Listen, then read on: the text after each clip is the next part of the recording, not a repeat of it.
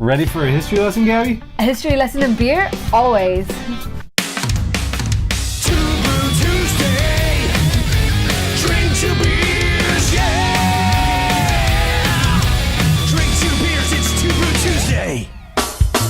Hello, my beer drinking friends, and welcome to another Two Brew Tuesday. I'm your host, Andy. And I'm Gabby, and we are here to learn about two awesome beers from Belgium. Exactly. And obviously, Belgium has a very rich brewing history. Mm-hmm. Yeah. And so I think the first one today would be Orbel.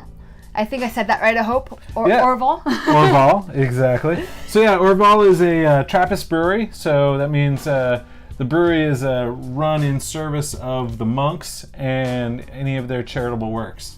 Yes, monks do drink beer, and it is very old, right? It's from the 1800s? Well, they've been brewing beer for probably a really long time. The brewery that they have there now on the site of the monastery has been there since 1931. Wow, okay.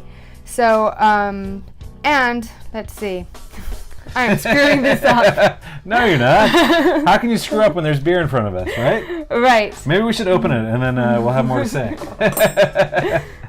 So yeah, Orbel is a pretty traditional Belgian ale. It is bottle conditioned. So they use a traditional Saccharomyces yeast for most of the beer. And then in the bottle, they actually use a little bit of a wild yeast, a little bit of Brettanomyces. So that's going to give it a little bit of a funkiness, hopefully.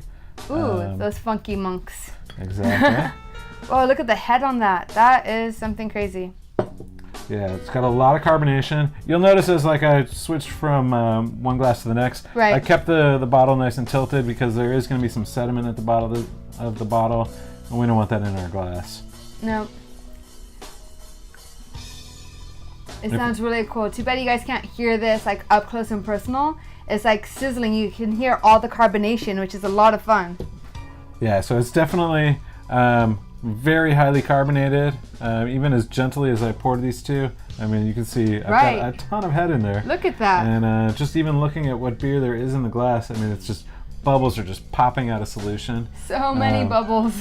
And with all that carbonation, it's actually, I'm already getting, without even bringing my nose to the glass, you don't have to. I can start to smell what's going on in here. It's very aromatic, and yeah, it's got a nice fruitiness to it, with just a little bit of, I would say, some herbal spicy hops. I do know that they actually claim to use the English tradition of dry hopping. Okay. So it is a hoppy beer. When I bring it up to my nose to smell, I'm already salivating because I know it's going to be a good beer. Exactly. So yeah, this is definitely a beer that you can age because it will change and develop new flavors as it sits in your beer cellar. This particular one was bottled July 18th of last year. So all right. So it's had some time to mature, I would say. And as you keep it in, in your beer fridge or however you store your beer, it will get better, right? Yeah, absolutely. Well, I mean, some people prefer Orbel that's super fresh, and some people like it a little more aged where it gets more of those funky flavors. Well, let's see how this one's doing. Yeah, we should taste it, I think. All right.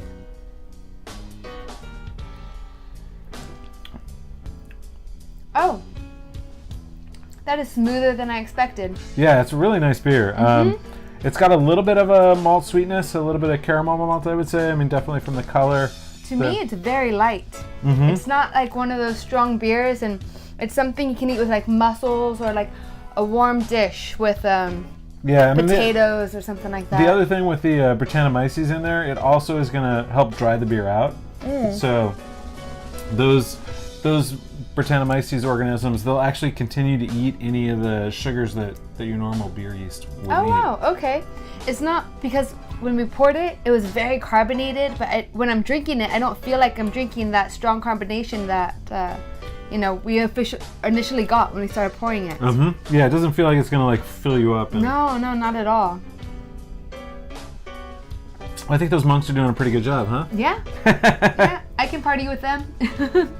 Cool. Well, I think we should move on to our second beer. All right, so this is our second one. I will. This is the Truc Brass Lambic. Fraise is strawberry, and which is Belgium, Dutch, right? Yes. And so, yeah, this is another Belgian brewery. and it is a lambic, which means it's going to be a sour beer. As with most of the lambic breweries, they actually do a wild fermentation on this beer. So after they finish boiling the wort, and they actually do like a 4 to 5 hour boil on this, they end up chilling it, not through like a wort chiller like a contemporary brewery would use. They actually use these long, shallow vats. Wow. And they have it open up to the air so that any bacteria that's in their brewery or in the air outside can actually land on it and start actually fermenting it naturally. So there you go. It's very, wild and natural.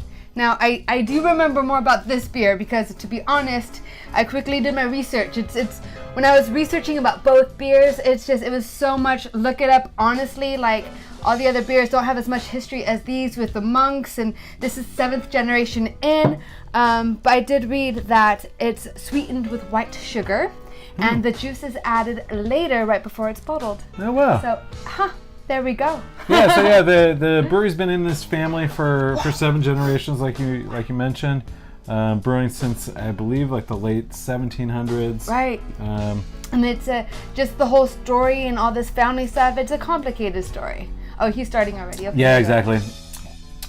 It was smelling so good, I just had to get a taste. It smelled like gummy bears to me. Like candy. It had a very strong candy sweetness to it.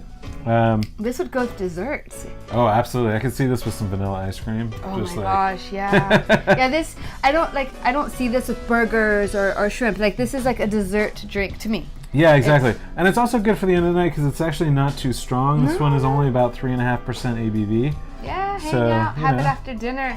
It seriously tastes like candy. That smell though.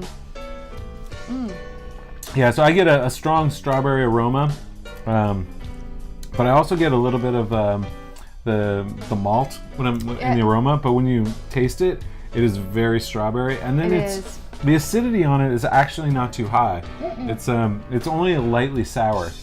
Yeah, I thought it's gonna be like, knowing that it's a sour beer, I was expecting it to be more sour. To me, it's more like a strawberry licorice almost. Yeah, Well, I don't know what makes it like that, but it's a strong strawberry with a hint of something else. Maybe it's the malt, right? That's making it like that. Yeah. It's like thicker. So. It does have a little bit of a syrupy quality to it.